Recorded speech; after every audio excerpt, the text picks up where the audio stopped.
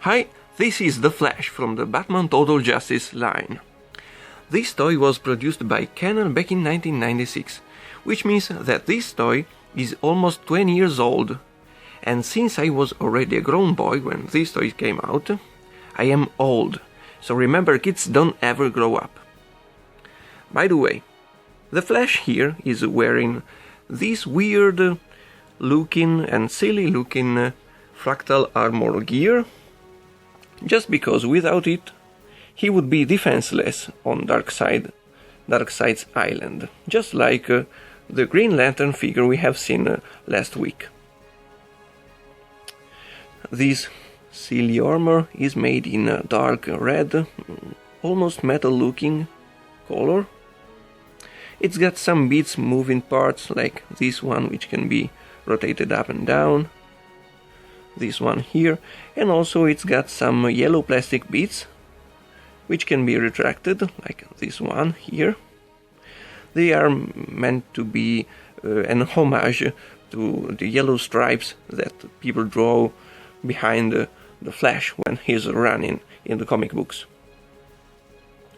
Here also this thing can be slipped out and in. And also there are two yellow big flaps here, which are on a joint, so they are articulated. But they look ugly anyway. So this is the Flash, and of course he's got a nice Flash emblem here on his chest. But it's better to look at him without this silly looking armor, which is also quite difficult to remove and to put on. But let's try it on camera. Oh, come on. And this bit has gone. Remove this one here. Remove the chest plate. Oh, right, okay. And now we have the legs to be... okay. Here. And... come on. Here. Now, here we have the Flash without that silly armor. This Flash here is not Barry Allen. He is Wally West, just like he was in the old comic books in 1996.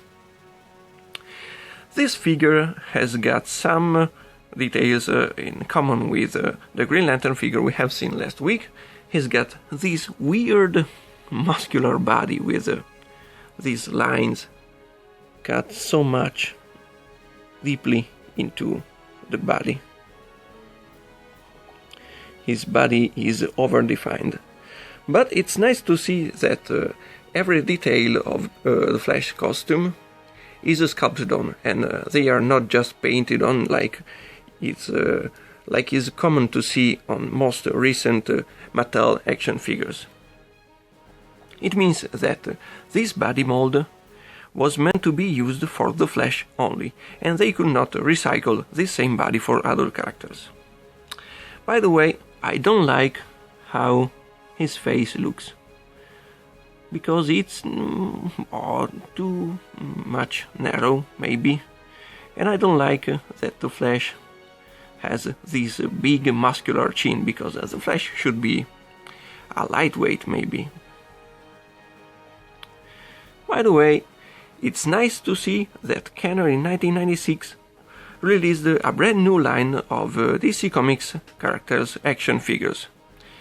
After the big hit success and beautiful action figures they've made in the 80s with the Superpowers collection. Here we have Barry Allen as the Flash. This Flash figure came out in 1984. I love it. I love the whole line. But also here we have another host, and he is the Flash. Ah, come on.